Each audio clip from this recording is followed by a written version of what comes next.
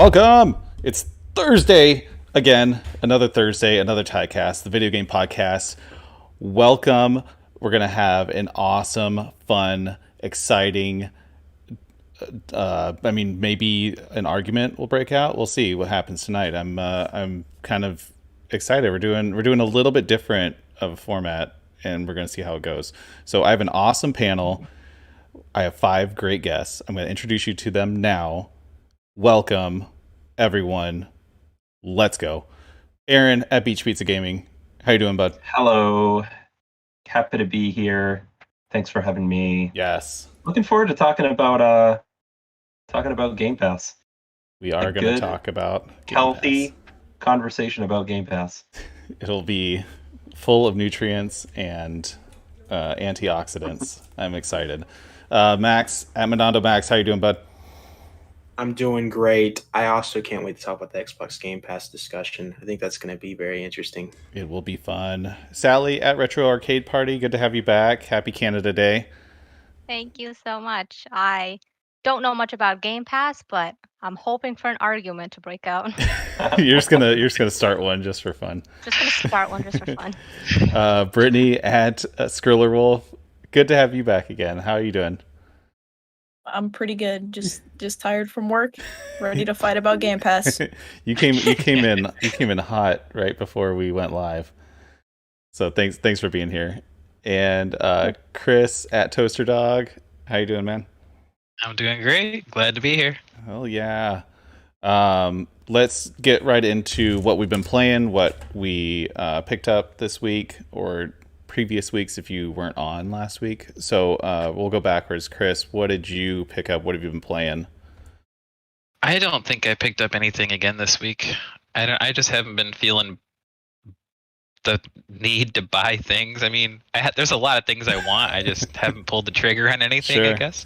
I was on vacation for several days, and I put a bunch of hours into Dragon Quest XI again. So I'm really hoping to get finished with that game so I can move on. Nice. Awesome. Brittany, what about you? What have you been playing? So I've been playing Kingdom Hearts over the course of while I was on a trip. I finished Persona 4 Persona 4 Dancing All Night, which is my first Persona game. And as for pickups, I tried to pick up the collector's edition for Vita of Undertale, and it got lost. And then I asked them if they could send a replacement, and they said no because it's retired. That's horrible. You posted that in the Discord, and I felt so bad that happened. That's just the worst. But one pickup I did get was I got a little bundle of PS3 stuff. I got a DualShock. Was it just a DualShock 3? I think is the controller. Yeah. So I got a spare one of those, which is always nice. And then I got 2 copies of Rango on PS3, which is surprisingly $45 a copy, and then a copy of Fallout and a copy of Shrek Forever After. So Nice. That's an awesome. amazing game. I love Shrek. Wait, did you say Rango on PS3? yeah. And that's worth $45? So Rango is a bit of a cult classic movie. I would say a lot of people like it. Me and my husband both really like it. And a lot of people I know really like it. But the game itself is actually really good. If you want to check out a really good video on it, Classic Game Room has a video kind of breaking down why it's good. It's it's like a modern platformer. I forgot you had said you're going for like a collection, right? Of like movie themed games? Or was that somebody else? That might be somebody else. Okay, sorry. Yeah, Sorry. No, you're good. You're good. Sally, what have you been playing? What did you pick up? I am so happy that I beat Katana Zero yesterday, Yeah. and I did it on stream. It's the first game I beat live on stream, so that was like a big accomplishment. So I joined Congrats. Tyler, and now I completed Katana Zero. So happy about that. That's awesome. I picked up Dead by Daylight that Nettie has been hounding me to get, and I played with her, Liz, and Keezus. Died every single time we played. Hopefully next time I could survive at least one run. I'm the same It's way pretty with Dead fun. by Daylight. I don't think I think I survived just by everyone else. Like Yeah, I need help. People have to carry me to the finish line. exactly. I'm You're not super into survival horror games, but this one's pretty fun. it's a little bit different because it's like multiplayer, like quick rounds. It's almost like Yeah. arcadey rather than like your typical like story driven horror game, which I enjoy. Yeah. Oh, Pretty cool. Sally, you played Super Mario Maker with me. Yeah, you Yeah. guys still play. Saturday? I forgot Yeah. about that. Yeah, That game's always fun. because you guys did that same night that we did Mario Golf. Oh, was Friday. it Friday night? Friday, yeah. Okay, yeah, 'cause Friday. we did it day one. Yep. But yeah, Sally, It seems like 2 years ago. I know. Sally, your stream of Katana Zero and your post on Instagram is absolutely hilarious with all the F bombs. All the F-bombs. You got so creative with your cursing. I was very impressed. The game brings out the worst in me. I It- swear. it- It's been so rage-inducing. It's so hard. It's That's so one game that actually like makes me like forcefully set my console down Yeah. and walk away from it It's because like, it's so God intense. darn it. Yeah. Oh, and I also have been playing Lego Jurassic World. I love Lego games. I don't know why I don't pick up more. I just Yeah. absolutely adore them. They're just so hilarious, so fun to play. I need to pick up more Lego games. Those are Do you those play are them good. co-op? I just realized that you could play them co-op, so I've been playing it with my husband. That's And awesome. it's been super Yeah. fun. The last one I played was Undercover City on the Wii U, and I absolutely adored that game. And that one's a I little should bit just different. pick 'em That's up. like the more open world one, right? Yeah, it's Yeah. like Lego City GTA. Yeah. I still need to play that one. Max, pickups. What you playing? All right. So I got one pickup. This is something I pre-ordered months ago. Finally came in. Ghost Runner for the Switch. Oh, nice. I played a little bit of this week. This is actually really fun. It looks ugly on the Switch. I'm not gonna lie. I kind of regret buying it just for the graphics. It runs fine. It looks like Mortal Kombat 11 on the Switch. If you guys saw what that looked like on the Switch graphically, this is a really fun game. I wouldn't recommend it for consoles if I'm being honest, because there's a lot of controls with this, a lot of things you have to press. And I feel like a keyboard would be so much better for this game, just because there's so much that you have to do to complete a level in this. And then I played Mario Golf with you guys, and then I did some on my own. And it took me 10 attempts to beat the first level in the story mode. So I had a great experience with Mario Golf. Love that game. Absolutely love it. Nice. Aaron, what about you? What have you been playing? What'd you pick up besides Mario? Again, like a couple of you, I picked up Mario Golf, and I played that. We did a live stream, and yeah, it was fun. Max, you won like one of the games, didn't you? Didn't you win Battle Golf or something? Yeah. I did Yeah. Battle Golf, yes. You did good. Maybe just stick with that. Maybe become an Oh. esports Mario Golf Battle Golf, yeah. golf player. The story mode in this game sucks because you have to play as the Mii, and the Mii is so awful. You with rank stats. it up though. I've Yeah, been yeah. ranking. Yeah, I got through like the first whatever tournament or whatever it is, and then you go to the next course, and yeah, if you want to see something really sad, go watch my live stream of me trying to get through that course. Because I almost sold my Switch and Mario Golf. That makes you feel better. It took Yeah. me 10 tries to do the very first stage of Mario Golf when it comes to the story mode. I was going to say it doesn't make me feel better, but it makes me feel a little better. A little so bit. thank you. Every time I turn on Breath of the Wild lately, I'm at the, like, I forget what his name is, but I'm at the house where you can talk to the guy in bowl, and that's like all I do now. So I turn on Breath of the Wild and I bowl for like 45 minutes. I was wondering what. And then I turn it off. It's so much fun though. I don't know, and you make a ton of money doing it. So yeah, that's what I've been doing. Don't tell Nintendo they may make a spin-off series. Yeah, I would buy it. that would I would had buy that. it. I'd be totally into that. Yeah. I had that problem with Dragon Quest 11 where you get to the casino. I played so many hours just on the slots and stuff on there. Yeah, that's it. What else did I? There was one other. Oh, fitness boxing. I'm still sticking with that. It's fun, and yeah, that's pretty much it though. Nice. I went kind of nuts buying stuff this week. I played Mario Golf with you guys. I played some Tony Hawk Pro Skater 1 and 2. I started on 2 because I wanted to see how different School 2 was, because my high school was in the original Tony Hawk Pro Skater 2, like the school's logo. They removed that for the remaster, which, or the remake, which kind of sucks. But I need to go back. I want to keep playing that. So I bought a bunch of stuff when I went to pick up my Mario Golf. So, and then a bunch came in that I bought that day. So I got Burnout Paradise remastered on the Switch. I got Civilization 6 on the Switch. I got Pokemon Let's Go Pikachu because I've been wanting to play this game and I've always been avoiding it because I keep hearing bad things about it, but then also good things. Mario Golf with the game stop pins that I'm gonna use for nothing. Tony Hawk 1 and 2. Picked up Star Wars Pinball for the Switch, and then I got a complete Cyberpunk for the PS4 for $18.99 at GameStop. They basically built like with all the pieces for it, so I'm gonna hold on to that since the PS5 upgrade's free. I also got a timely Ghost of Tsushima, just came in today. Or no, it came in a couple days ago, but it's still, I haven't even opened it. And now I have to decide if I'm going to pay $30 to upgrade it.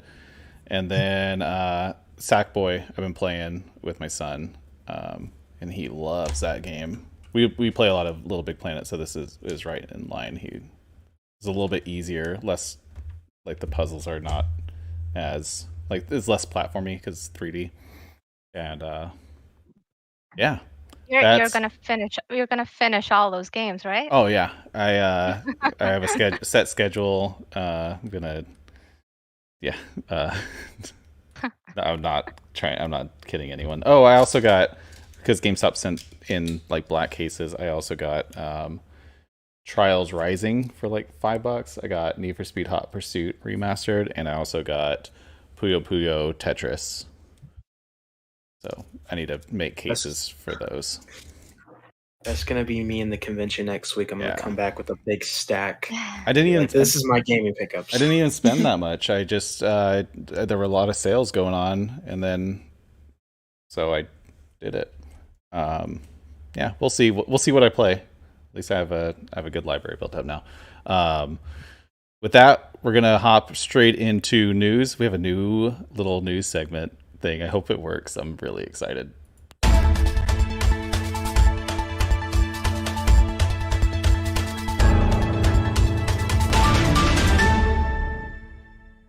I think it worked. You guys probably didn't hear it, but I think it worked. So the first news on the agenda is that GTA 6 will reportedly be out in 2025 and include Fortnite-like evolving map.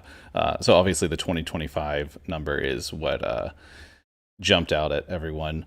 And I'm not surprised. I think last week, was it? I was saying I feel like they're going to milk GTA 5 for as many years into this new generation as possible. And especially when they were cutting off PS3 and Xbox 360 from the live online service.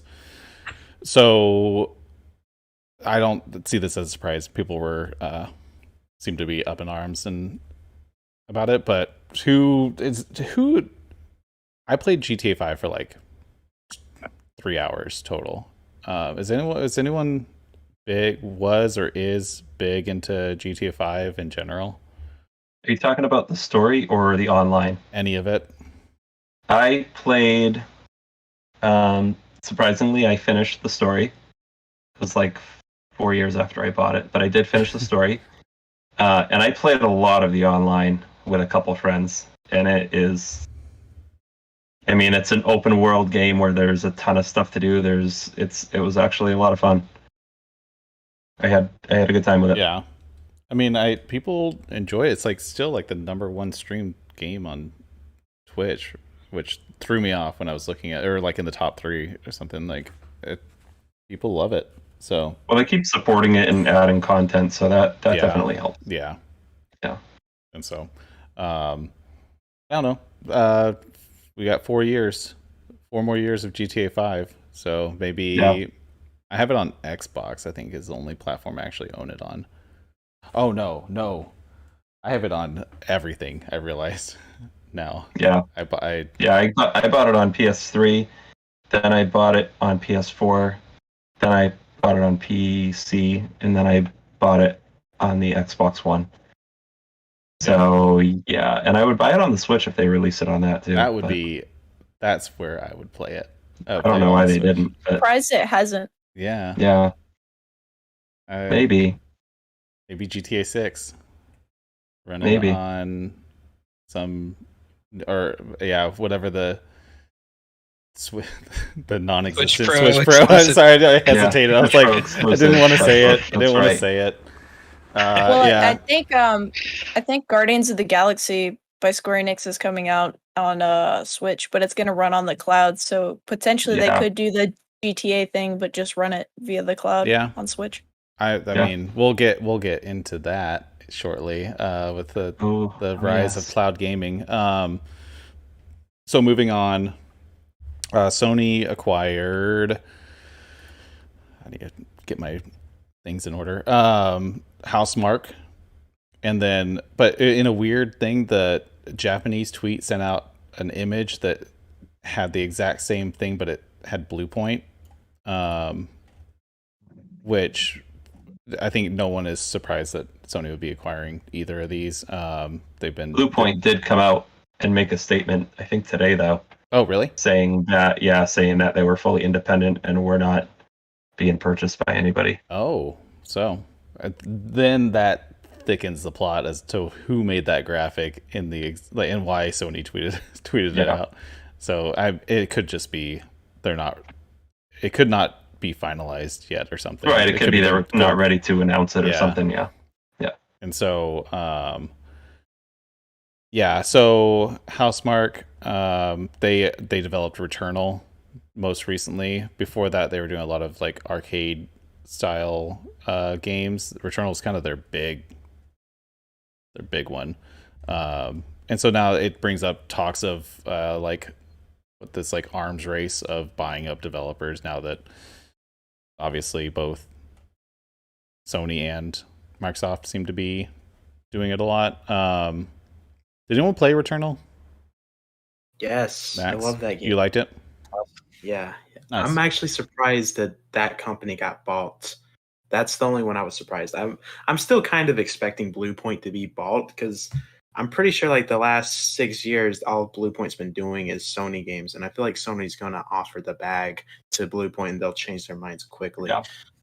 Yeah. And They should. I mean, they obviously have a good working relationship with them, so they should. They should make it official. Yeah, I was listening to something where they were talking about how like it was a couple of years ago that Housemarque would basically put out this like blog post saying that they weren't making enough money doing the types of games that they were developing, and they needed to like change everything up, and then which is kind of like a call out for like let's pump money into this, and so it doesn't seem too surprising that they came under Sony's wing, especially with all the like second party stuff they were doing with them. Anything else before we move on to Resident Evil? Silent Hill. What? I didn't hear what you said. I said Silent Hill. Yeah, Silent Hill. Yeah, that's what we're on. We're on Silent Hill. What did I say? You said Resident Evil. Oh, okay. You have to understand, Resident Evil and Silent Hill exist in the same brain space of my brain. I didn't play, especially like when I was 10 with the PS1. I wasn't playing. I remember I watched someone play Resident Evil. I was like, nope, not doing this. And when this goes live, I'm sorry, but when this goes live or when you take the podcast, cut out all of this and just make it a clip of you at the beginning saying, "I think I made this drink too strong." because No one I heard think that. that's what's going on. No one heard that. Also, I missed the audio recording until we were at like halfway into introduction, so that's going to be fun to recut. Yeah, that's cool. Konami and Bloober Team announced partnership amid Silent Hill links. Oh no, that's a weird ass title. But the developer of the medium, and they are working apparently on a new Silent Hill game, and there is another Silent Hill project already in the works with a Japanese developer. All this coming from reputable sources. And so I'm not a huge Silent Hill fan, so whatever you guys want to... Obviously, I mean, Resident Evil and Silent Hill are the same to me. Whatever you guys want to talk about, Silent Hill. I love the Silent Hill games. I think, and I actually like Layers of Fear was is it Bloober? Team Bloober? I'm pretty sure they made Layers of Fear, right? Did they? I'm pretty sure they did. Yeah. And then they just made The Medium. The Medium, yeah. Which I didn't play, but I might because I just enrolled in Game Pass, and we'll talk about that later. Oh.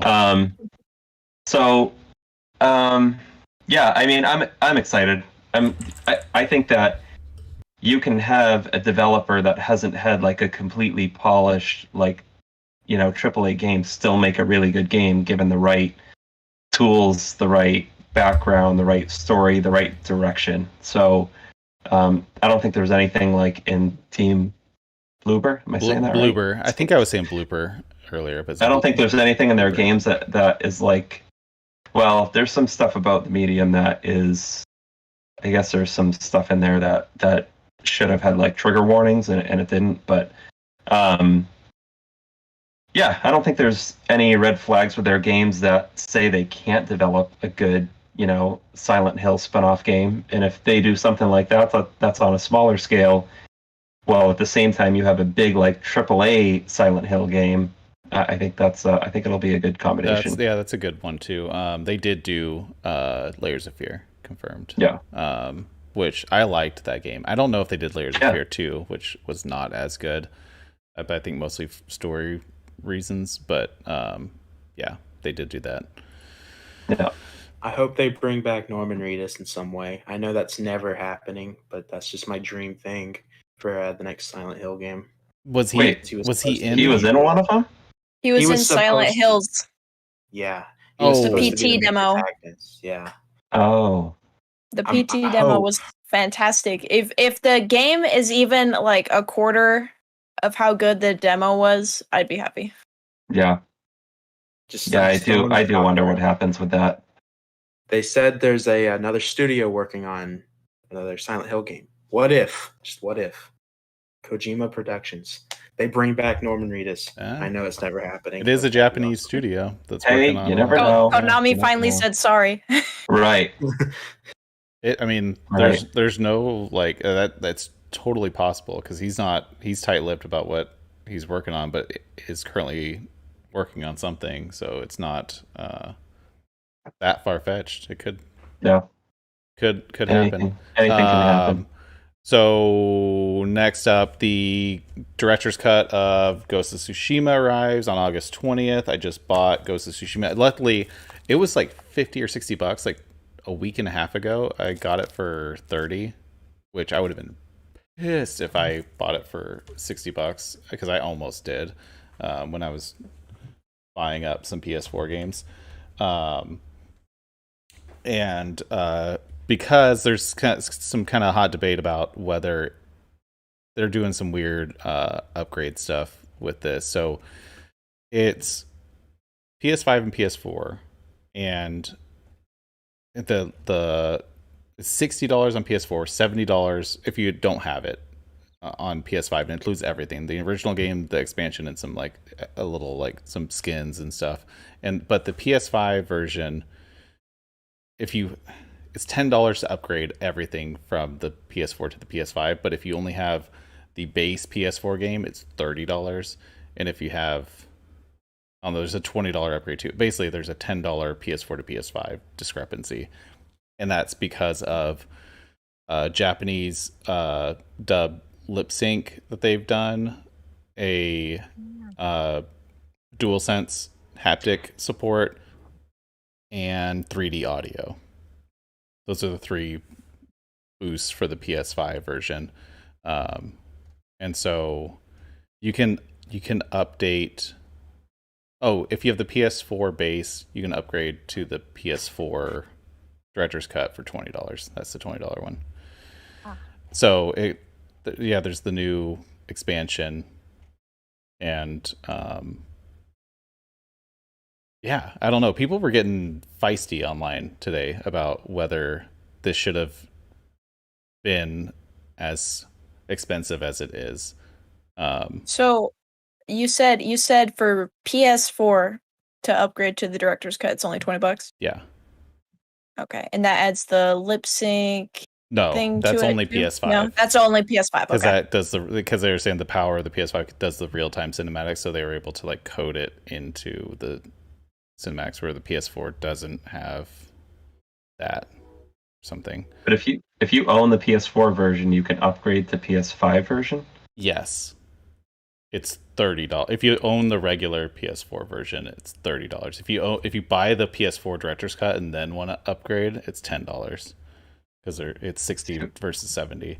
This is all too confusing. It's very confusing. I kept seeing people I'm like. glad I haven't bought the game yet because now I can just. Oh wait, is it part of the? Is it part of the PS Plus? No, it's not. No, that's why I bought it. It was one of those first parties that I was just like holding out on the drop. Oh yeah, that's $30. Is there And then I bought additional it. content? Yeah, there's a new expansion pack, like So there's other quests, I assume. Yeah, the Iki Island expansion. Oh, So that's pretty cool. so in my opinion, I don't think it's that far-fetched. Like, I know people love to blow these things out of proportion, but like in reality, it really is just Sony pulling a Nintendo. I know initially I was very like irritated that Nintendo was doing it, but I've recently I was watching my husband play Xenoblade Chronicles Definitive Edition, and we looked up how long the additional content is, and it's like 20 to 30 hours, and I'm like, oh, okay, well, I would pay $60 for a 20 to 30 hour game, so I don't mind rebuying this game because basically I'm getting this game again. So with this, I would say I'll reserve my like full opinion for it for how long the extra island is. But if it's anywhere from like 15 to 20 hours of content, I don't think it's that bad of a deal. Also, I think it's worth noting that if you can buy the game used and just get it upgraded through that way, it's cheaper than buying the PS5 version. Yeah, because I bought it for $30, and if I buy the PS5 upgrade, I'll end up getting it for $10 less than if I just bought it outright. The one thing that I kept seeing people talk about is like Sackboy and Miles Morales and every other, I think, first party Sony game has gotten a free PS5 upgrade, and so this changes that, which it seemed like they. I mean, we can get into it, but like they're flip-flopping all over the place with what is going on with their generational stuff, because they were like committed to like free PS5 upgrades. Like, I think they made a statement before the PS5 came out for cross-gen games, and it seems like they're trying to sneak this extra $10 out of PS5. I think this needs to be saved for the arrogant Sony is back conversation. That's next week. Which right? I think that needs to happen. Yeah. I think we should. I think there's a lot to talk about with that. Yeah, I don't think Skriller was here at first when we were discussing maybe moving some of these things to next week to talk about. But we're at that point, so we're gonna jump straight into the. Wait, one last thing. Yeah, I just want to point out this is the second director's cut game we're getting from Sony. We're getting a Death Stranding director's cut later this year. That's right. And now we got this. Makes you wonder: are we going to see more of these director cut games? Because like The Last of Us 2 director's cut. Last of Us 2 is I'm down. one. Yeah, I wouldn't be surprised. We'll probably get like 2 more, because isn't there the remake of the original Last of Us coming? Yeah. I call that a director's cut. Yeah, I would not be surprised if that happens also. Okay, we're moving on. I don't have a transition for this, but this is our main topic, our hot take for the evening. We're right on time. Good. Yeah. Is Game Pass the future of the video game industry? And I know that's very broad, but it was one of the hot takes that we had on last week, and we decided to turn it into basically the main topic of tonight's episode. And so, Aaron, this was your idea in the Discord. I have some notes in our little shared document, but if you want to kick us off, why'd you bring this up? I think it's Xbox just had their E3 conference. Well, let's first of all, Game Pass has been around for a couple of years now. Yeah. At least a couple of years, maybe three. Three, I think. But Xbox just had their E3 conference, and a lot of people said, "Oh, this is their best conference in years." Like, there's all this, stuff. It's just like it's a great time to be an Xbox fan. And me, with my salty Game Pass views, looked at it as if you took like Game Pass, the word Game Pass, out of that conference, it would be awful. It's just like none of the games were like. I mean, some of them were interesting, of course, but like none of them were like stand out. Like, I can't believe this is coming. I need to play this game.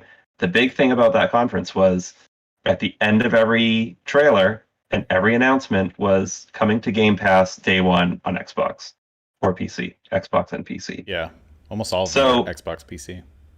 Yeah.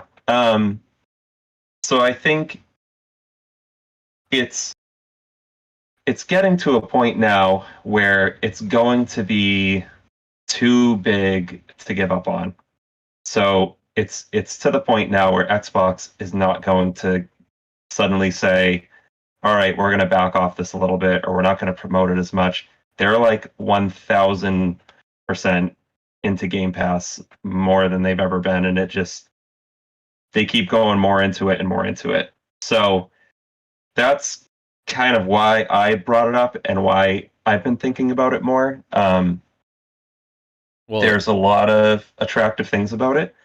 Like a lot of the Game Pass day one Microsoft games. Every first party release is going to be on a day one. But at the same time, I am, as most of you know, a big physical Switch collector. So when I see something that is essentially a rental service, it's kind of like, do you really want this to be the future? Yeah. So that's why I thought it would be a good discussion. And at the beginning of today, and probably as people have seen on these previous TYCAST episodes, I'm not a huge Game Pass supporter. But I tried something today, and we'll talk about why my mind may have changed in a minute. Maybe after some other people throw out their initial opinions on Game Pass. Sure. Yeah. Let's run through your experience and thoughts or lack of with Game Pass, Max. All right. So unfortunately, I do think it's the future. We're seeing we live in a streaming era. We also live in a digital era. We're seeing digital consoles happen, digital consoles. We're seeing consoles with no disk drive happen, and I think that says a lot. And Xbox has definitely pushed Game Pass for the last 2 years majorly. And we're seeing other companies attempt to do something like Game Pass, but fail miserably, like Ubisoft Plus or whatever that's called. Yeah. We have PlayStation Now. That's it kind of sucks, not gonna lie. And then you have, is EA Play a thing still, or is it just on Game Pass only? It's integrated now into Game Pass, but also they have their EA Play Pro, which is an add-on that they are still charging on top of for early access, and then day one of their main games. But that's it's now kind of split off. Yeah, I think this is probably our future because I don't know the streaming numbers for Xbox Game Pass, but I think I've heard everyone say, like companies say, the numbers are so great, and obviously companies are starting to do it more and more. And I'm not a fan of it because I mean I'm a physical guy. I like having it because with something like these streaming services, games get removed. Netflix gets movies removed. Everything gets stuff removed if you're in a digital market. And I think that's kind of one of my only concerns with going into this being the future. It's because things are going to get removed. There's going to be contracts where, this is only going to stay on for 3 months. If you didn't beat this game, oh well, you're screwed. You're not going to be able to play it. You lose control for sure. Yeah. Dude, sorry. It's funny that you bring that up because I watched the 1989 movie Parenthood last night, and I haven't seen it in like forever. I'm probably like way older than all of you, so I haven't seen it in forever, and I watched it last night, and I didn't make it all the way through. I made it like halfway through. So today it was on like Peacock or something like that. It's like a streaming service. So I went back on today when I ran home for lunch and I was going to like watch the rest of it while I was eating. And it wasn't on there anymore because it's July 1st and it got removed.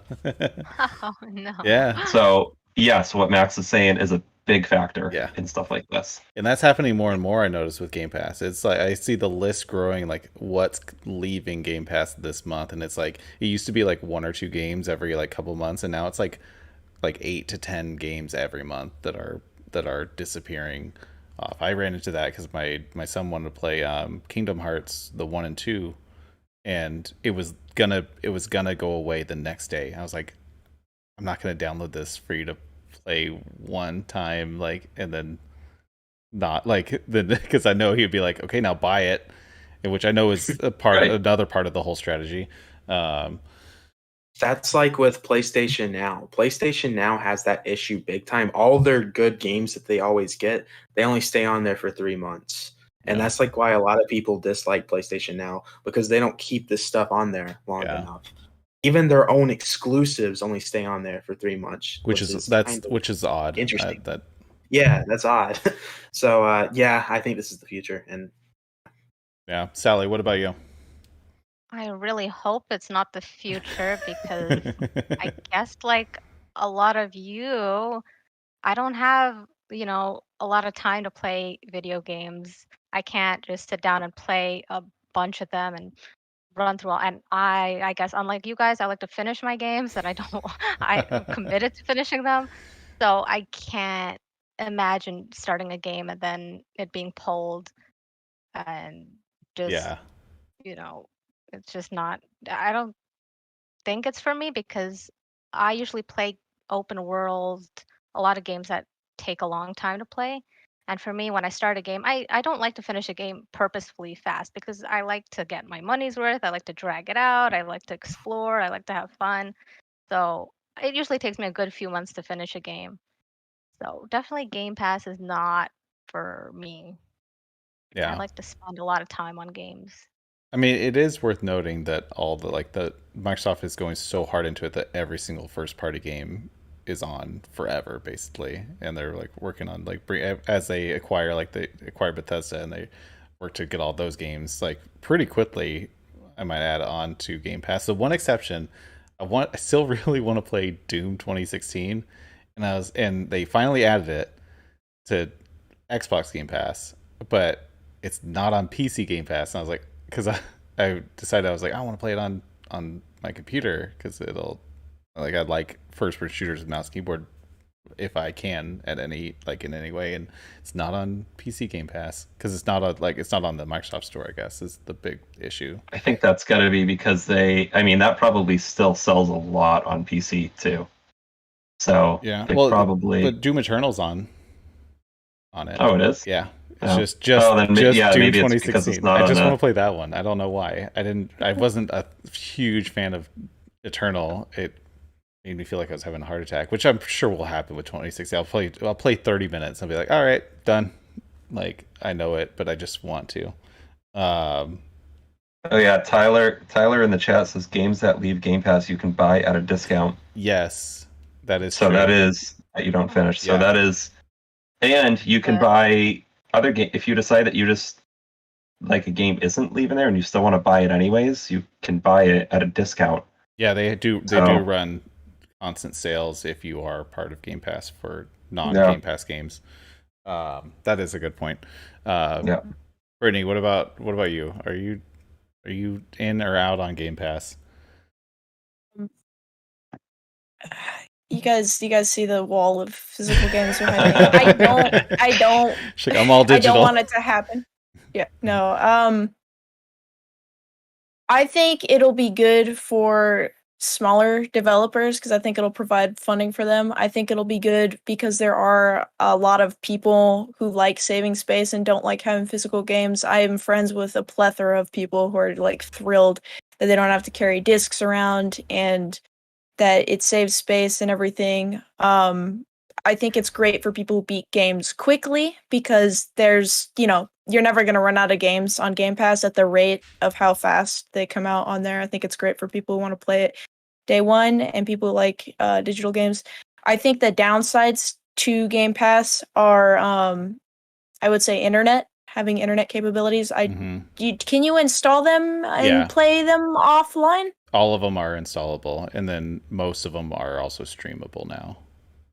Okay, well that's good. That was one of my concerns because I've PS I've Now, never I had know, Game is Pass. the opposite type of thing, where they're all or You like probably have to connect to play them though. Otherwise, you could just download all the games, yeah, never connect to the internet again, and you do. It does. It's I love like those the forever. Switch The check Switch, in, yeah, probably doesn't where check. like the second Yeah. console it checks right, but when you launch it to make sure that it's still on the service and that you're still a subscriber, it does do that. Because I have a Okay. bunch of games installed that left Game Pass, and you launch it, and it's like, you don't own this game. What are you doing? And I was like, oh, damn it, it must have left Game Pass. So I do refer to that. For me, I like having the physical game because I like the not rental aspect. But the other thing is I'm a big like game sharer. But the person who got me into gaming was my dad, and I didn't pay for Ghost of Tsushima because I just borrowed it from my dad, and that's the way it That's is with rad. a lot of so it's the way with a lot of PS4 games and stuff. And that is one of the crazy things to me though, with this whole, like, I think of it every time I think of Game Pass is like the Xbox One had their E3 conference in 2013 and everybody was like, what, like there's a check with new games and you can't loan them out to people, and it was like it almost like killed Xbox. Yeah. Right? Yeah. And then like 3 or 4 years later, they come out with Game Pass and everybody's like, this is the best thing ever. I love Game Pass. And it's like you're doing the same thing. Now you're just renting them. Yeah. You can't even buy them now. You're renting them. You can't loan them to your friends still. But it's but you can. You can still go out, like after Halo Infinite comes out, you will be able to go in the store and buy it and then loan it. What the backlash was that they were doing that with physical games. It was gonna, like, once you put a physical game in your console, it was gonna like tie it to your account permanently so that you couldn't. Yeah.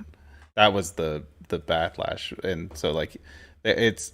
I don't know. I'm curious what their sales are for like games that are on Game Pass, but it seems like what I've heard is that actually sales are higher when a game hits Game Pass.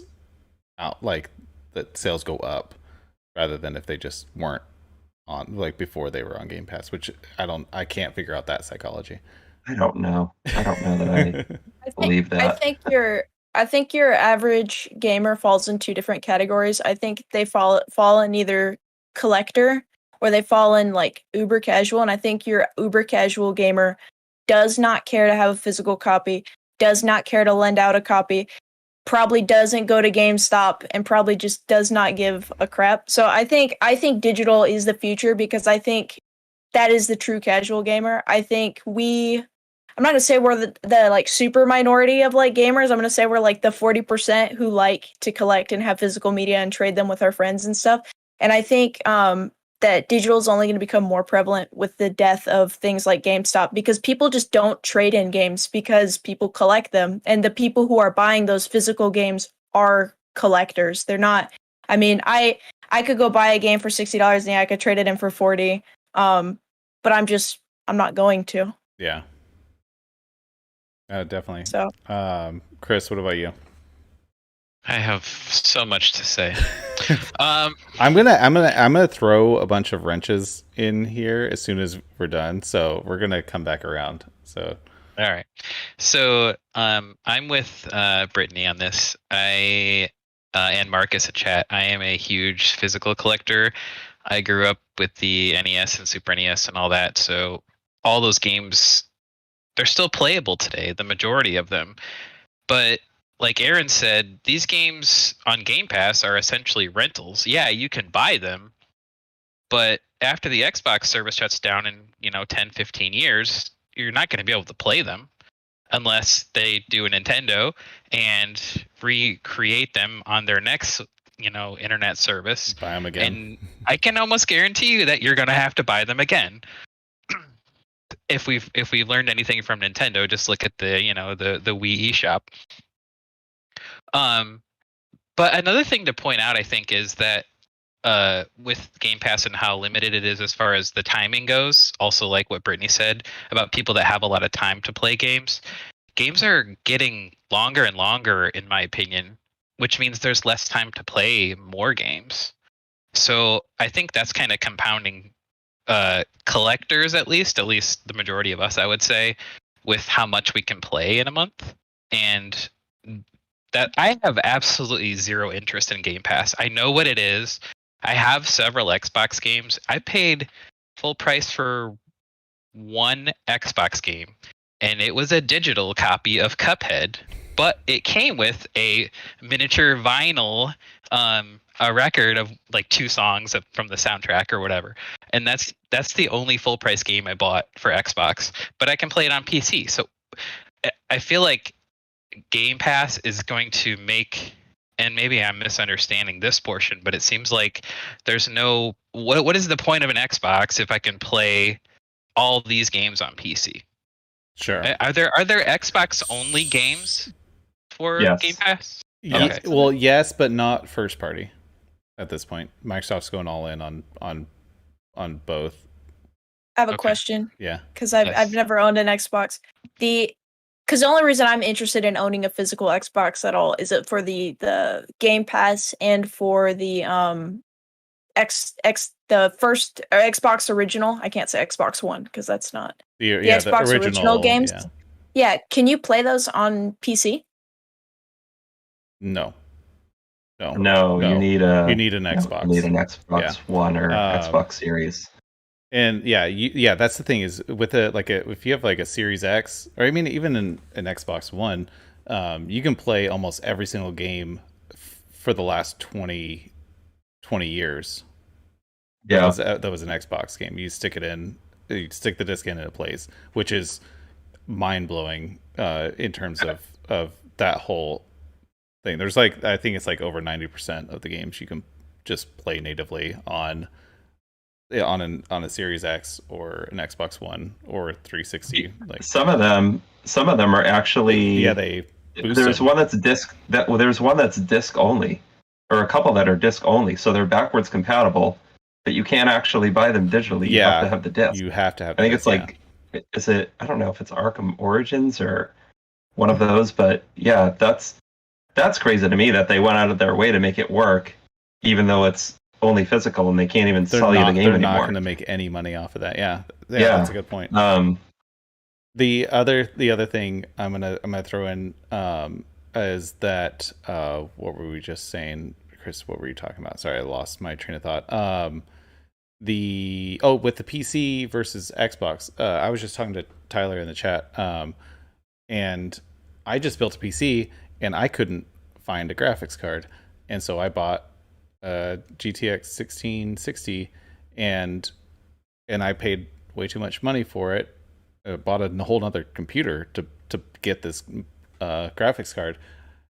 People, I mean, if you can find a $500 Xbox Series X that will run Forza Horizon 5 at 4K 60 frames per second, which it's going to run at on a Series X, a graphics card that can handle that, let alone a whole PC, is going to be over $1,000. And so if you have the hardware that can do that, then Microsoft already got your money with like their ecosystem. You're in their ecosystem already. Right. And so Microsoft isn't looking to add on people. They're adding people on the Xbox side and on the PC side, and they don't care where it is as long as you're a Game Pass subscriber. It's like Netflix doesn't care what TV model you own, as long as you're a Netflix subscriber, then they're making their money. And that's why I think Microsoft is like, whatever, like play on PC, And play on Xbox. They're still going to sell Xbox consoles. I mean, I have a gaming PC, and I still, if I'm going to play Xbox, I would rather sit on my couch, turn on a button on the controller instead of having, it depends on the game. Like some things are going to run better on PC, but if it's going to run, they're targeting a lot of these games at 60 FPS now. So if you can play that on your TV, and it's as easy as pressing a button on a controller to turn it on instead of sitting at a desk, and people. Yeah, the whole experience of it too, of having the. And not only that, but if you're paying like the Game Pass Ultimate, it's kind of even more attractive to be able to use it at your PC or use it on your TV, and it's so seamless to like, I can seriously like shut down a game and walk over to my TV, turn on the Xbox. The save file is like already transferred over there. It's pretty cool. Okay, we are sounding like full on salespeople right now. Wait, can I come back? I'm not done yet. Yeah. Oh, I was gonna throw something else in, but go for it. Okay, let me address Tyler in chat. He says you can still play 20-year-old Xbox games on an Xbox Series X via backwards compatibility, but the only reason you can do that is because physical copies of those games exist. So if you time shift 20 years in the future, all of the games that are being released currently digitally only, you're not going to be able to do that with. Well, but the digital versions of the games also still exist. Like you can still buy original Xbox games on the Microsoft Store. But I agree that having the physical game is the bigger benefit in that scenario. To the consumer, yes. Yeah. I'm not forced to rebuy the game that I already bought, and I want to play whenever I want to. Sure. Yeah, definitely. I think another sorry to interrupt you. Another thing that, to me personally, the reason I'm not super interested in this is because it seems like the games on Xbox Game Pass just don't appeal to me as much as, say, a PlayStation or a Nintendo game does. I think that's Microsoft's biggest. I think that's what their biggest weak point is right now, is they don't have the IP that Sony and Nintendo have, and I think that's why they're buying up. I think that was the number one reason why they bought up Bethesda. Now they have Doom, they have Fallout, they're buying. I think they're trying to go, instead of developing brand new IP. I think that they're like, okay, let's pull out the checkbook and get some of these franchises, the Skyrim, the Elder Scrolls, stuff like that, like to in 5 or 10 years from now, they can have that, that desire to have these huge first party games. One thing I want to mention before it gets too late, my biggest thing that affects me the most is the whole psychology.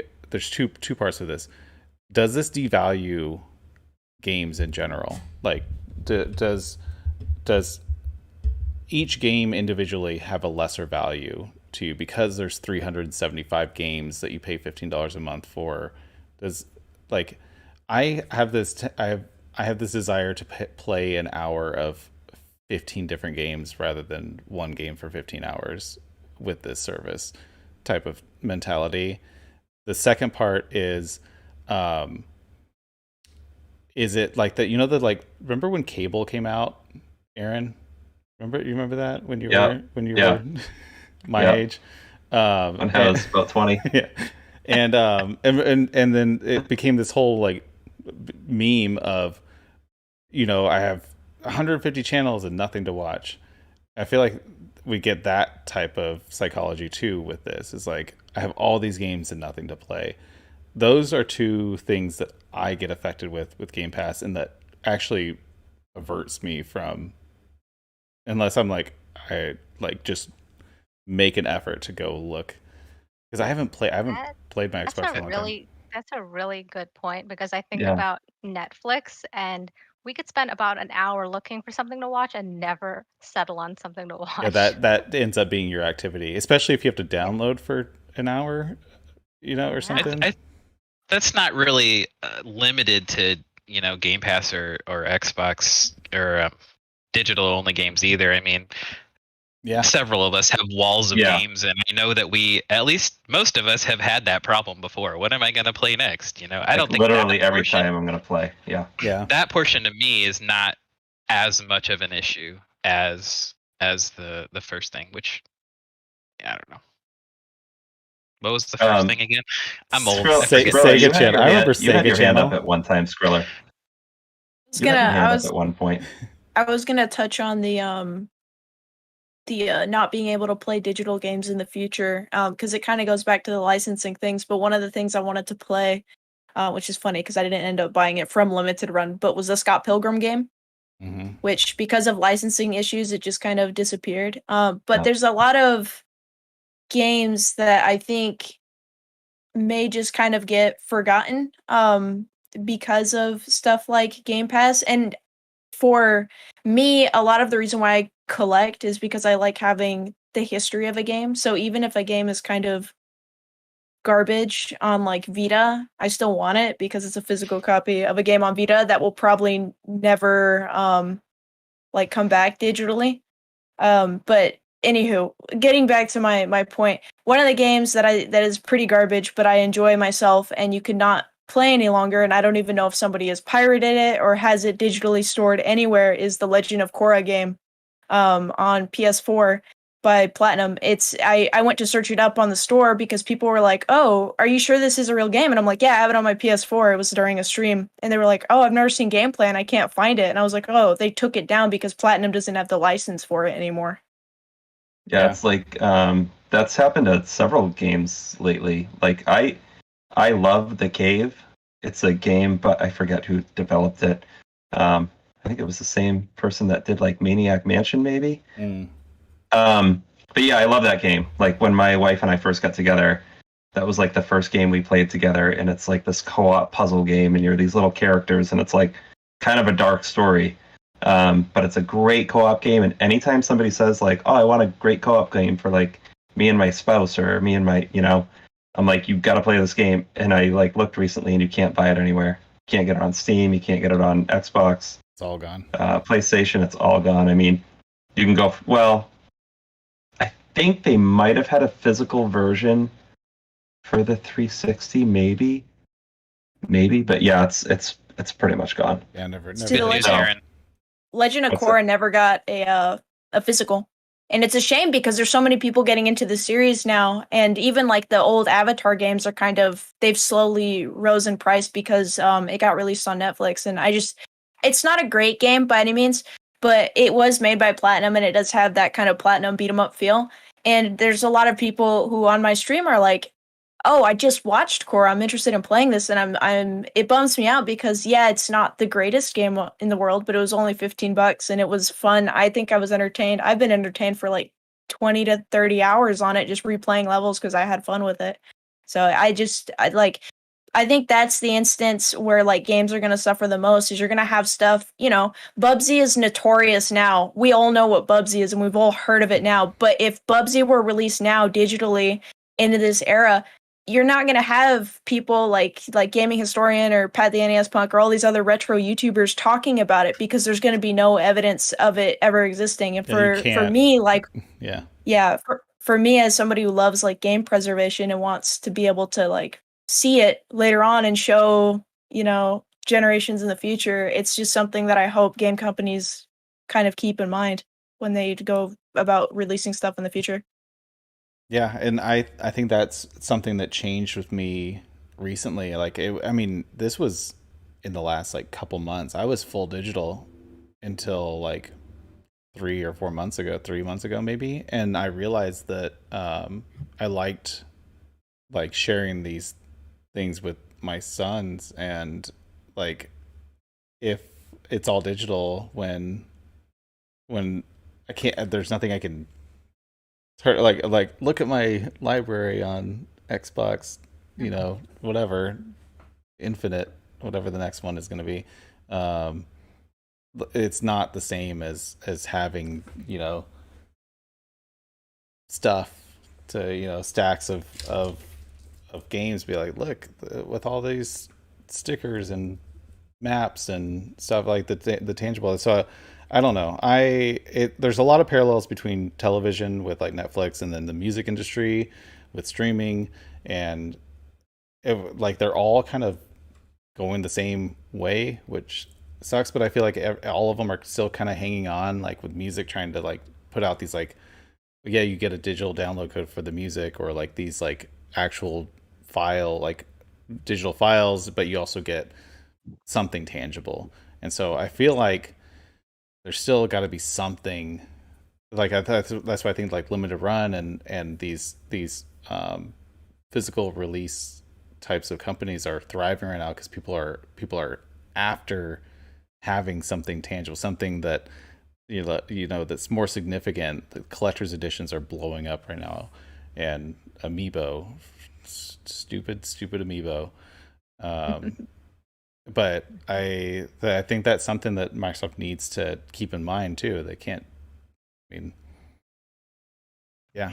If even if it's something like, if you're a Game Pass subscriber, you can buy a collector's edition that doesn't include the game, like something like that. Like, I don't Just know. sell it without the price of the game. Yeah, like it's, you pay $50 and you get some collector's edition stuff that doesn't have the game or something. I don't know. Well, even Limited Run is starting to do this. They just did it with Among Us, where you can buy a replica button and a steelbook that looks sus.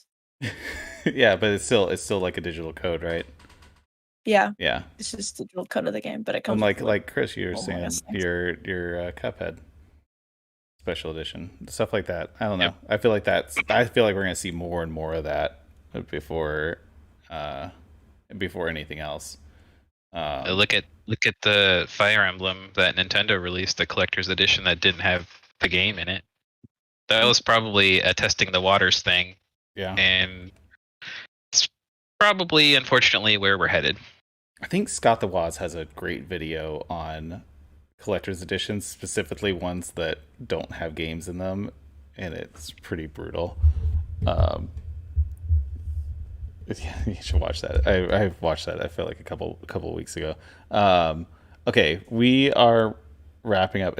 So hold on, did we decide if Xbox is the future? I think we decided that yes, it is the future, but it is also unfortunate type of sentiment.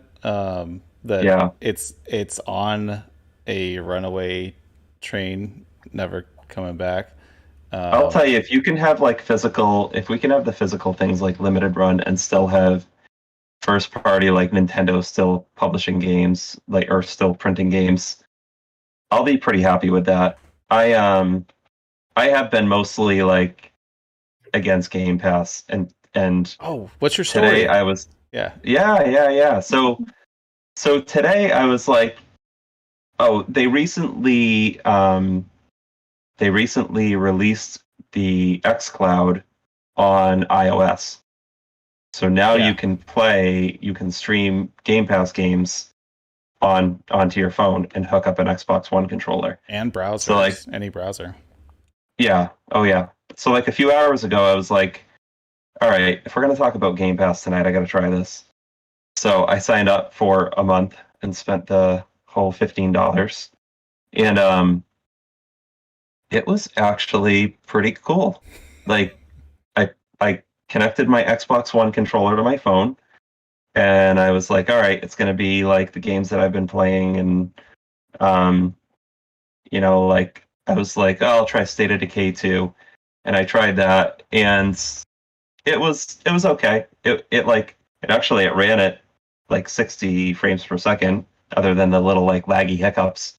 But then I closed out of that, and I was like, oh,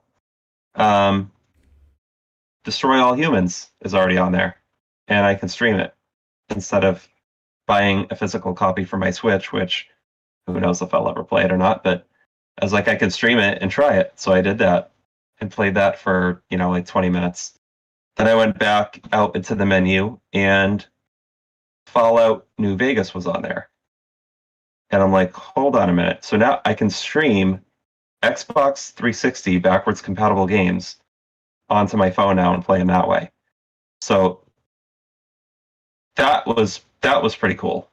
A game that, I used to have to play on the 360 connected to the TV with a disc in there. I can now stream to my phone without having like any hardware.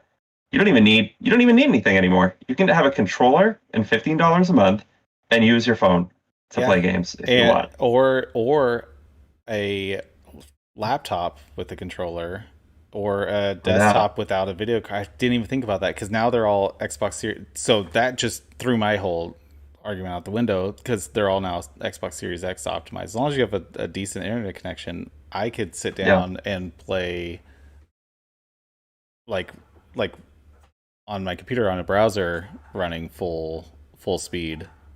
As long as you can run, as long as you have a computer that can process the video, that quality video at that speed. But it doesn't need to be that powerful, because obviously everything is being processed in the cloud. Yeah, so just be able to display that video feed. Right. It's not like you're gonna get like a Pentium 2 old ass computer. Right. But I thought that was really cool. I was really surprised at that, and to see the selection of games that were on there. And now, is that how I'm gonna play? Am I gonna sell everything I own and just start playing Game Pass games? No, definitely not. And I think there are a lot of people who love Game Pass and say it's the best value in gaming. This is the future. And the one thing, when people always talk about this, oh yeah, it's only $15 a month, and not every game's on there. A lot of games are missing from there. A lot of third-party games, so Assassin's Creed games aren't going to be on there. There's so many games that come out each year that aren't going to be on that service that you're still going to have to buy anyways. So, or if you want to play them. So yeah, kind of before today, I looked at it essentially it's a digital rental service, except you can't even rent every game that's available, or every game released. You have to pick from their limited library. I have two questions to go around. One, do you think that any other service like this will rival it? And two, if we go back to the Netflix versus HBO Max versus Peacock, or do you think that that's going to start happening, where it's going to be 5 different services all competing for that? You're going to end up having to pay $45 a month to play the games that you want, because you need 3 separate services.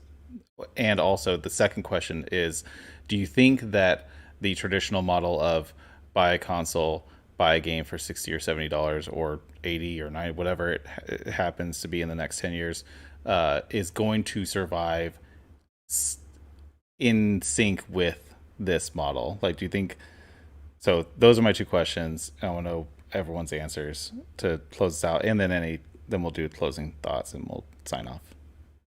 Aaron. So I think that a service like this is going to be the future. I don't know if it's going to be streaming, because they've been testing streaming for a long time, and it's still that was one of my things. The downsides today was my controller disconnected at one point. It was laggy. I wouldn't want to play games like that.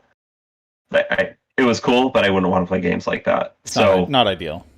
Right, exactly. So I don't know if streaming is going to be the future. It is going to be the future, but I don't know if it's going to take over, physical games completely.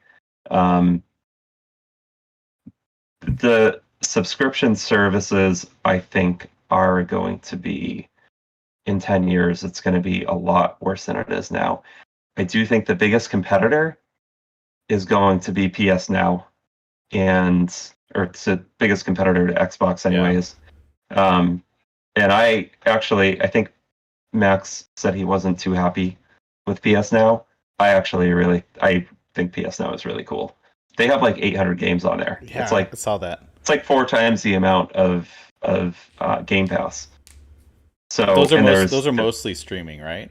There are a lot of streaming, but the streaming to my PS5, I played Fallout 3 like half of what I played of Fallout 3. I streamed it to my PS5, and I could barely tell the difference between playing it natively.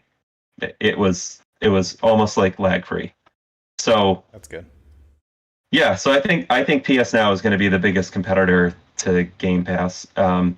Physical games, unfortunately, I don't think it's gonna be 10 years from now, but unfortunately, I do think they're gonna go away, and things are gonna be more of a subscription-based service. Yeah, I hope it doesn't kill the industry, because I don't know. We have Netflix. I used to love watching movies and buying DVDs when a movie came out that I really wanted to buy, because it was like, when you buy something, you're more connected to it. You take ownership of what you bought. You're just more connected to that item, the experience. If it's a movie, you're more connected to the story that it's telling. It becomes a part of you. If you rent it, it's like, oh yeah, it was a cool movie. I don't know. That's how I look at it anyway. So I don't watch as many movies now or watch as many shows now that things are streaming. I pull up YouTube and we'll watch a documentary or a quick clip about something. So I do wonder how this is going to change how people play games and the games that are made. Yeah, definitely. Max, do you remember my question? Because Aaron just... Sorry. I do not. Can you repeat it for me? Yeah, me? okay. Do you think that... Oh, I forgot what the first one was. Oh, do you think there's going to be competing services like with Netflix and Peacock and HBO Max within this? And also, do you think that the traditional marketplace of buying a console, buying games individually for $60 or $70 can coexist inside this new subscription world that we've determined is unfortunately going to take over all of us and turn us into machines, and we're all going to be harvested for our energy and blot out the sun? So for the first question, yes. I think we're going to see within the next 2 years more and more companies make their own streaming services, and then they will fail miserably and then go to Xbox Game Pass or PlayStation Now. EA Play. EA, yeah. I'm expecting Ubisoft to be the next company, because I don't hear anyone talk about that streaming service. I wouldn't be surprised if they just rebranded, so I wouldn't be surprised if they try to partner up at some point. Are you telling me you don't want to stream Just Dance day one? I think we're going to see Nintendo eventually do this, maybe with their next console, not for the Switch, but the next console they make whenever that comes out. I think the main two are going to be PS Now and Xbox Game Pass. We've seen PlayStation Now completely change their service completely, I think it was 2 years ago, because they wanted to try competing with Xbox Game Pass. Mm-hmm. And I feel in another year or two, they're going to completely change the service again, because there's some people that don't like how things are leaving so quick on PlayStation Now, all the recent stuff leaves fast. And I think they're going to market how you can play PlayStation 3, PlayStation 2, all that stuff a lot more with PS Now on the PS5, because that's a pretty big deal. I will say that is a really cool thing about PlayStation Now.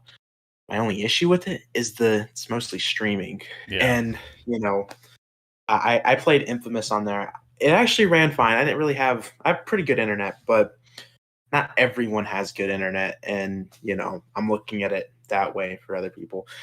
In terms of the next question, I think that's a hard question. I'm 50-50 on it, because I feel like it's possible, but with where we're going, I don't know. That's a hard one. I think in 2 years I can give you a better answer. Yeah. Yeah, the a la carte model is tough to gauge for sure. Sally, what about you? I also forgot all the questions, but Do you think there's gonna be other yeah. services that will be like competitive with Game Pass that are gonna offer like a subscription model of games where you get a package of games? Like EA Play tried to do it, and then they ended up kind of folding themselves into Game Pass. And I Ubisoft has think one. I think they're gonna keep trying different things. Maybe Nintendo will try to be innovative and pull out something different that we never heard of I and mean, add it on as their I mean, streaming yeah, service. that's the thing. Like, Nintendo Switch Online is kind of the a little bit of a precursor to this, like with their NES and SNES. I mean, that Hmm. it's kind of the same thing if you just take the backwards, like the backwards compatibility aspect of it. Yeah. Like, they could turn that into a whole new business model, which And Nintendo knows we're all nostalgia crazy, so they just have to put out classic old games, put out GameCube games, N64, and we'll just buy it. They know what we love. yeah. We'll buy it no matter what. I'm surprised they haven't milked all of the nostalgia harder, especially the last Mhm. year. I feel like people were just begging to throw money at Nintendo, and they're like, "Nope." I mean, well, They're they were like, wise too. they're like, "No," but yeah, over here, like type of thing. Skyward Sword. Yeah, yeah, exactly. Oh yeah. $60 for Cyber Sword, no N64. So we're not remaking Ocarina of Majora's Mask. Yeah, Sorry. yeah, exactly. That's the perfect example. Um, and then, oh yeah, having like, I mean, obviously can physical, it's kind of a split question, but can physical games or like a la carte purchasing of games exist when like DVD sales are or Blu-ray sales are just falling Yeah. out from under right now? Is that going to happen to that type of a la carte purchasing of games as these services expand, or can they coexist? Maybe it will, because we lived in a time where we thought we'd see CDs and cassettes forever, and they went way of the dodo bird. Exactly. So it might just happen, and we may not be ready for it. But even now, it's starting to become more digital, and everyone's finds it much easier to purchase digital. Yeah. And there's a select group that wants to get more, and even getting physical things is difficult now. Trying to lock down the special editions and all the amiibos are getting harder and harder. Yeah, we're So kind of part of the old guard at this point, which is yeah. depressing to This think about. this is like the Even bad Max. ending. This is like a bad ending in a video game where you live in a digital era. This is what this reminds me of right now. Yeah. As we're wrapping this up, everyone's like getting a little bit sinking into their seats, realizing the reality that is about to become of the industry. Brittany, what about you? Okay, so you gotta remind me of the first and Are maybe there gonna both be questions. okay, Netflix versus Peacock versus HBO Max? Is that gonna be a reality in gaming? Like, Yeah. are there gonna be other like, are there gonna be conglomerates of other services that will offer packages of games? It's that versus the a la carte model. What's the second question? The second one was, yeah, can a la Okay. carte work like exist alongside that?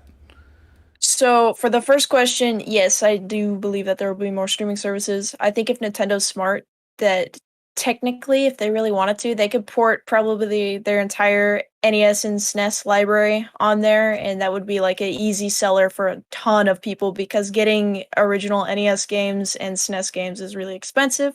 So I think they're just going to expand those two libraries myself to sell Switch Online. I don't know if they'll go like full Game Pass yet again until I don't remember who mentioned it, but next console. Who is it who I said think that they'll do it next console? Max, did you say Max. Oh wait, I'm sorry. What? that? You said you think that they'll do like a Nintendo Game Pass for their next console. Yes. Yeah, Not for so the Switch, but the new console. I think they'll go with that route.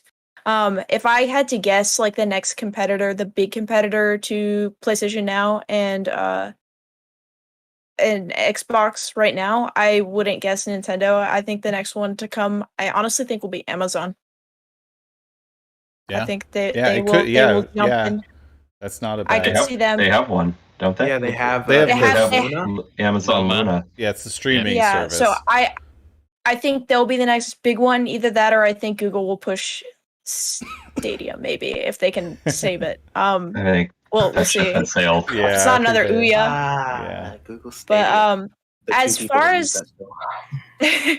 as far as the a la carte model, I think it'll exist at least this generation. I think there's way too many collectors, including ourselves, that who are we kidding? We'll still go out and buy a $70 game over buying a like Game Pass or solely having Game Pass. I don't know if it'll exist beyond 10 years, but I'd give it like at least another 10 years that there are enough. Like I said, it's about like 40-60, and we're the 40%. That's still a huge portion of gamers. I think my like predictions on the matter, I think, is that they will. I don't know if devs make more money. I'm assuming devs make more money when you buy the games like a la carte versus Game Pass. So I think I don't know if the $70 model will last. I kind of predict that maybe towards either the end of this current PS5 gen or next gen, that they'll swap it for a cheaper price, because I think they'll make maybe more money that way, at least buying digitally a la carte. I don't know about discs. But honestly, even if it doesn't exist and there are no longer physical games, I think I still think that there will be like people who collect, and I still think there will be people like Limited Run releasing stuff for older hardware, kind of like how they prolonged the Vita's life. So I still think that game, like physical media, I think will still live on a little bit longer than even like the AAA, like once they stop producing AAA games on consoles. So Yeah. I think they'll exist, but I'm giving it like 10-ish years, and then with Limited Run and that stuff, maybe like an additional 3 to 5 years. Sure. Chris, what about you? I have so much to say. Go for it. First of all, there already are competing services already, so I don't think anybody's gonna debate that. Yeah, I think there are gonna be more, just like you said, like the streaming movies and TV show services. Everybody wants a piece of the pie, so everybody's gonna want to get their hands on it. In regards to what Max said about Nintendo having their own streaming service on the next console, I absolutely do not think they are equipped to do that. I mean, they have the resources, they have the money, they probably have the know-how, but if you take a look back from this generation to like the Wii, it seems like Nintendo just cannot program or design network connectivity stuff at all. Like, just look at the eShop now. Why is it so laggy? I mean, it's basically like a web page. How hard can it be to make a web page that can just accept money? And I don't know the technicalities behind it. But I mean, even going back to we're not even talking about financials, just the online support for like Smash on Wii when it came out was terrible. Like, we're talking like 2 frames per second, maybe. It was awful. I mean, it's still, it was still cool bad. that It's it still bad on the existed. Switch. Yeah, there are some games that are bad, and it just seems to me like, and I'm kind of segueing from that, I don't think Nintendo is not going to get rid of physical media without a really, really hard fight. I think that's where they find their joy, bringing physical games out. I can't see them fighting, and maybe they'll have a streaming service eventually. I mean, yeah, the Nintendo Switch Online is kind of a streaming service, but it's not anything close to what Game Pass or PS Now or whatever it's called. Now, yeah. I don't think it's anything close. I mean, Nintendo Switch Online is just old, basically emulated games. So I don't see them getting rid of physical media anytime soon. I don't want them to get rid of physical media either, but I can't see them getting rid of it anytime soon. And that kind of answers the second question, which also is technically still true now. Can they exist with streaming services? Because they both exist now. Yeah. But I think there'll be a lot less physical media stuff in the future. I think. I hope they never get rid of it. It probably will sometime. I'm gonna say way after I'm gone. I'm pretty old, so way after I'm gone, maybe they can stop creating physical products. But I don't know. It just seems like Nintendo, at least, is so far away from letting go of physical items that I don't see it happening in the future. I think what we're gonna run into is storage issues. Like Switch right now is already having storage issues. Like I bought Tony Hawk, and it requires a download for half the game to work. Like the single player works without it, but the multiplayer is the entire download. And then also, like I was looking up, and it runs at 30 frames per second, but it seems like the input reflex is at 60 hertz type of thing, so it still feels good. But they removed the ability to record gameplay. Like they stripped it all down to make it fit onto this cartridge, and then also still required a download. So I feel like we're like right on the cusp of, like, they are like just skimming with these the store. I mean, it also doesn't help that these are cartridges, which are very expensive to produce. This flash memory that they're running the games off of versus the Blu-ray discs and everything. So I think disc base has a longer longevity than cartridges, obviously. But yeah, sorry to interrupt. I forgot about Tony Hawk. I was looking all that stuff up with Tony Hawk, that it's, and all that Switch storage stuff. They're already running into issues, and they keep having to expand. But yeah, go ahead. I think some of that kind of ties in with what I said earlier about games just being, so much longer and broader and bigger than they used to be too. Yeah. And I bet a lot of it also is can rest on the developer's shoulders by not optimizing their game and stuff like that. Like Tony Hawk Pro Skater was like, what, PS1 title? Yeah. Right? Okay. So, and I mean, yeah, textures and all that, they take up a lot of space, but how many gigs are we talking?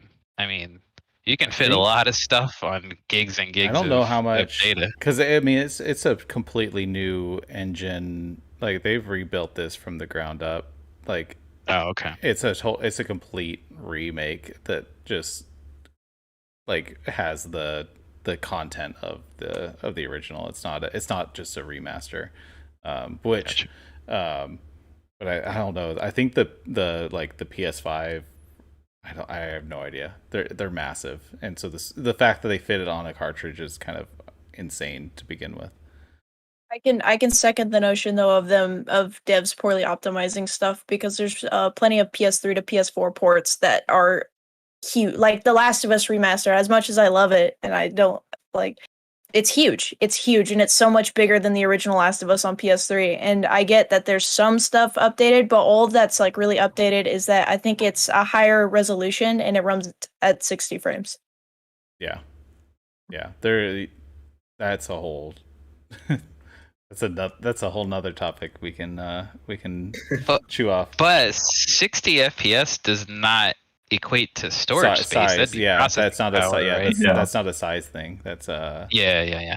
That's a process. I was just I was curious. My friend that I work with, he plays like Call of Duty religiously, and I was trying to figure out, the last time we were at a hotel together, he had to download like the latest one that came out, and it was just absolutely ridiculous watching him try to download it.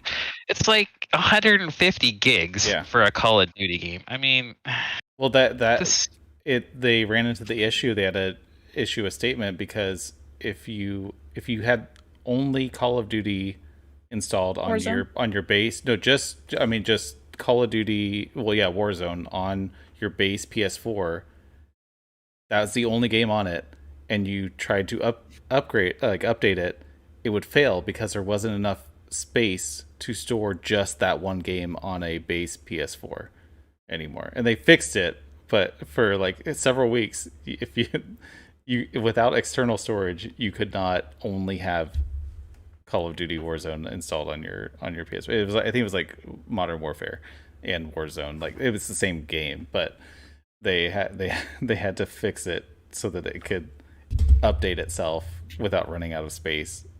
I don't remember how big I think it was like the 250 gig hard drive was the base. It couldn't all fit onto the console. The one game, which is just unreal. They need to fix that because that's not okay. And I know games are now upwards of 100 gigs and everything, but yeah. So I had more to say, but I don't remember what it is now. sorry, I keep interrupting you. No, that's all right. Keep chiming in. I'll give. So we're over. I thought we were gonna be on time, and then I did last remarks, and we all went on a whole nother tangent. So we'll wrap this up. Oh. I remember one more thing. You had asked about the devaluing of games based on whether they were on Game Pass or not. I think this can kind of segue into a discussion into like the Epic Games store and Amazon Prime Gaming, where you can get 5 to 10 games free every month. Like, who out of the collectors, I guess I'd be interested to know who actually redeems the games or puts them in their library, what have you, and who actually plays them, or who has played any of them. I'd be curious to know. I put Subnautica into my collection, and I played it to compare it with the Switch version. I redeem the Epic games, and I sometimes play them, maybe like a 15% ratio. I've redeemed probably 24 on Epic Games Store, maybe.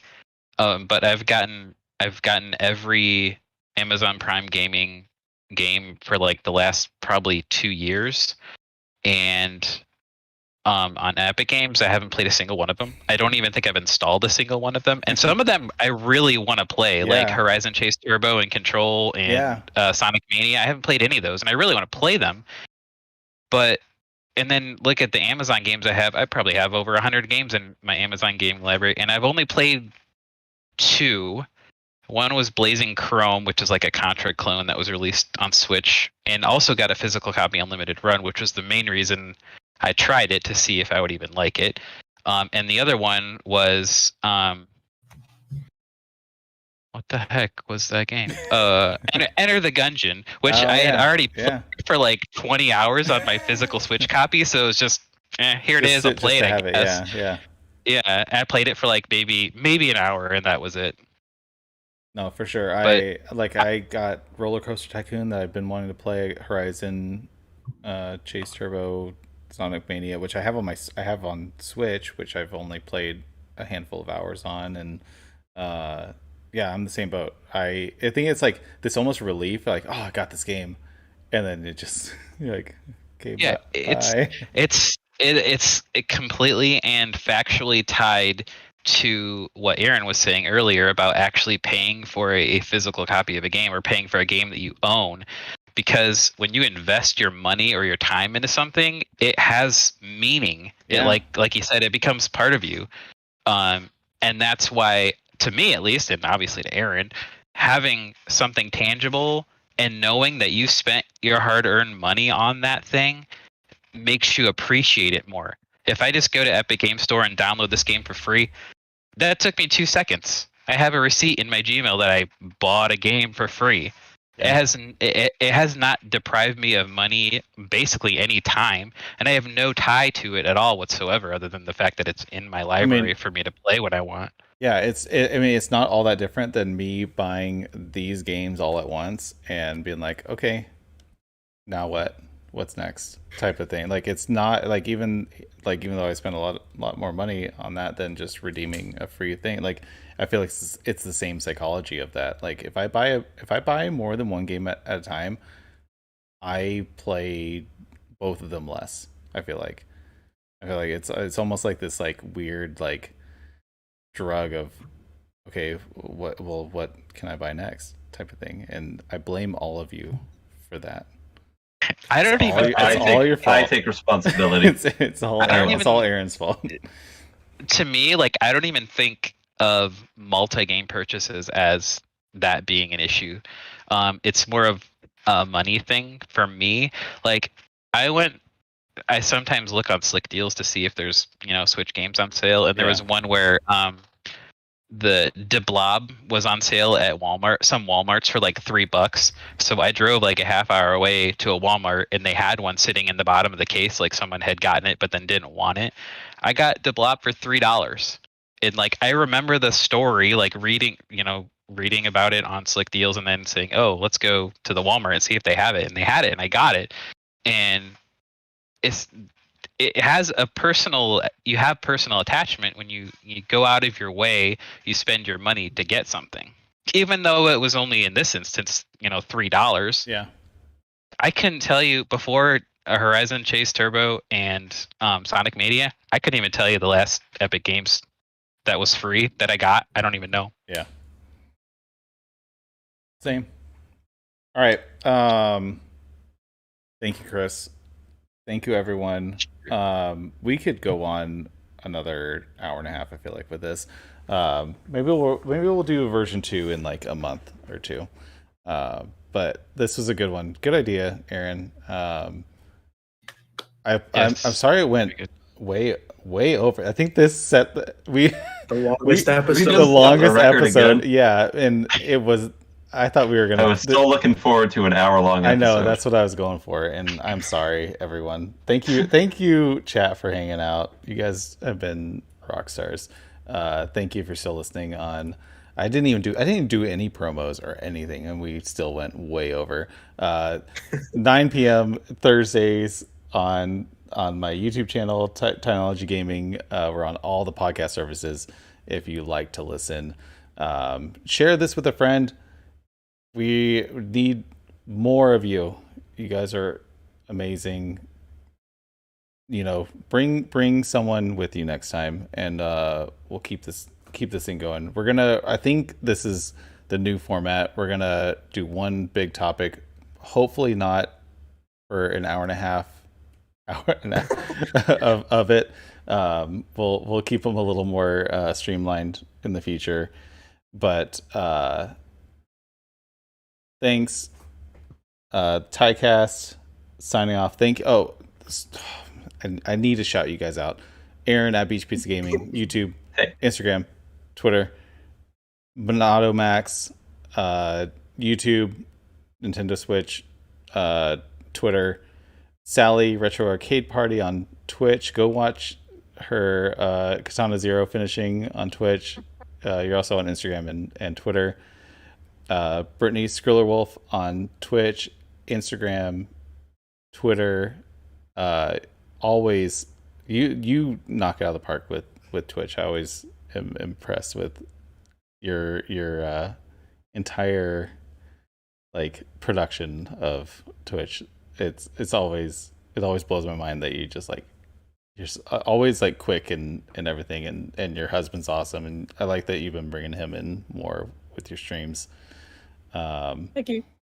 And Chris at Toaster Dog, you're on Twitch. You stream a lot of like more retro stuff, which is awesome, on Instagram and Twitter. So follow everyone. If you're not following, if you're listening, everyone's links are in the description. One link at least. You'll find everyone else. Like one link of each person. So thank you guys. We'll see you next week. Have a good night. Peace out. Have a good weekend. Bye, all. Adios. And we are